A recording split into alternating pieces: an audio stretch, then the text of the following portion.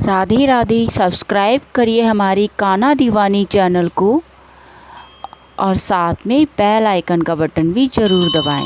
ये बिल्कुल फ्री है, जिससे कि वीडियो की नोटिफिकेशन आपको मिलती रहे। फ्रेंड्स, मैं प्रीति शर्मा स्वागत करती हूँ आपकी अपने चैनल कान्हा दीवानी में। यहाँ आपको देखने को मिलती है मैनी पूजा विधि, health, beauty and motivation video Monday, Wednesday, Friday. आज मैं आपके लिए लेके आई हूँ त्रयोदशी व्रत कथा। उससे पहले जो मेरे चैनल पे नए हैं वो हमारे कान्हा दीवानी चैनल को सब्सक्राइब करिए और लाइक का बटन भी दबा दीजिए। जिसने लाइक और सब्सक्राइब किया हो उसे थैंक यू। प्राचीन काल में एक गरीब ब्राह्मण हुआ करता था। उसकी मृत्यु के बाद उसकी पत्नी भीख मांगकर अपना और अपने बच्चे का पेट पालने लगी। एक दिन उसकी मुलाकात विदर्भ देश के राजकुमार से हुई। शत्रुओं ने उसके राज्य पर अपना अधिकार कर लिया था तथा उसके माता पिता को मार दिया था, इसलिए वे मारा मेरा फिर रहा था। जब उसने विधवा ब्राह्मणी को ये सब बताया तो उससे उसकी हालत देखी नहीं गई। वे उसे अपने साथ घर ले आई और अपने पुत्र की तरह उसका पालन करने लगी। अब वह राजकुमार को भी अपना पुत्र मानती। एक दिन उसकी मुलाकात सांडिल्य ऋषि से हुई। उन्होंने बोला, तुम अपने दोनों पुत्रों से शिवजी का प्रदोष व्रत कराओ। उससे 1 वर्ष के बाद उन्हें पूर्ण सिद्धि प्राप्त होगी। ब्राह्मणी ने अपने दोनों पुत्रों को सांडिल्य ऋषि के आश्रम में छोड़ दिया। वह वहाँ सांडिल्य ऋषि के कहे अनुसार व्रत रखने लगी। प्रदोष व्रत करते हुए उन्हें 1 साल हो गया।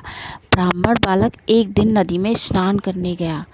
वहाँ उसे धन से भरा हुआ कलश दिखाई पड़ा। वह बहुत खुश हुआ। उसने कलश उठाया और अपनी माँ को दिखाया। माँ ने राजकुमार और ब्राह्मण बालक से कहा कि दोनों पुत्र आधा आधा बांट लो। ये सुनकर ब्राह्मण बालक तो बहुत खुश हुआ, परंतु राजकुमार ने अपनी आपत्ति जताई और बोला, नहीं माताश्री, मैं इसमें से किसी प्रकार का कोई हिस्सा नहीं लेना चाहता। ये धन तेरे पुत्र के भाग्य से उसे मिला है और मनुष्य अपने कर्मों का फल मनुष्य स्वयं ही भोगता है। यह कहकर वह वहाँ से चला गया। एक बार दोनों बालक वन में घूमने के लिए गए। वहाँ बहुत सी गंधर्व कन्याएं विहार कर रही थी। उनमें से जो उनकी राजकुमारी थी अंशुमति, वह राजकुमार को देखने लगी।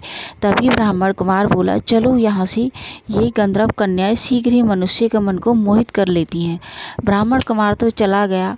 राजकुमार अंशुमति से बातें करने लगा। अंशुमति ने पूछा, आप कौन हो? इस वन में क्या कर रहे हो?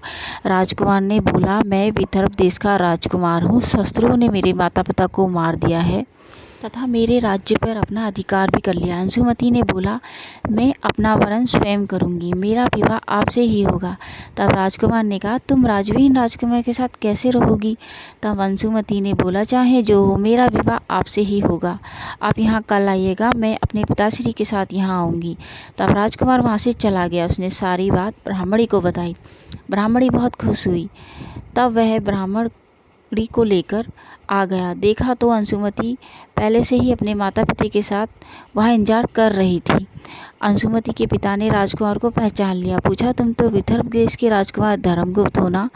अंशुमति के माता पिता को राजकुमार पसंद आ गया। उन्होंने कहा, शिवजी की कृपा से हम अपनी पुत्री का विवाह आपके साथ करना चाहते हैं। क्या आप ये विवाह स्वीकार करते हो? राजकुमार ने विवाह स्वीकार कर लिया। उनका विवाह हो गया।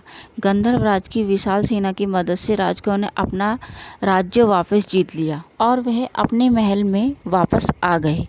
अंशुमति ब्राह्मणी तथा उसके पुत्र के साथ रहने लगा। ब्राह्मणी को राजमाता का पद दिया तथा ब्राह्मण बालक को छोटा भाई का स्थान दिया। उसके सभी दुख दूर हो गए और वह सुख से जीवन व्यतीत करने लगे। तब अंशुमति ने इन सब बातों का रहस्य पूछा। तब राजकुमार ने अपने जीवन की पूरी बात बताई तथा प्रदोष वर्ष से प्राप्त हुए फल से भी अवगत कराया। उसी दिन से समाज में प्रदोष व्रत की प्रतिष्ठा तथा महत्व बढ़ने लगा। तभी से ये व्रत रखा जाने लगा। इस व्रत को रखने से सभी के भाग्य अच्छे होते हैं, धन की प्राप्ति होती है तथा जीवन के सारे दुख खत्म हो जाते हैं। अगर वीडियो अच्छा लगा हो तो लाइक करना, चैनल को सब्सक्राइब करना, कमेंट्स करना, फ्रेंड्स और फैमिली में ज़रूर शेयर करना। वीडियो अच्छा लगा हो तो थैंक यू।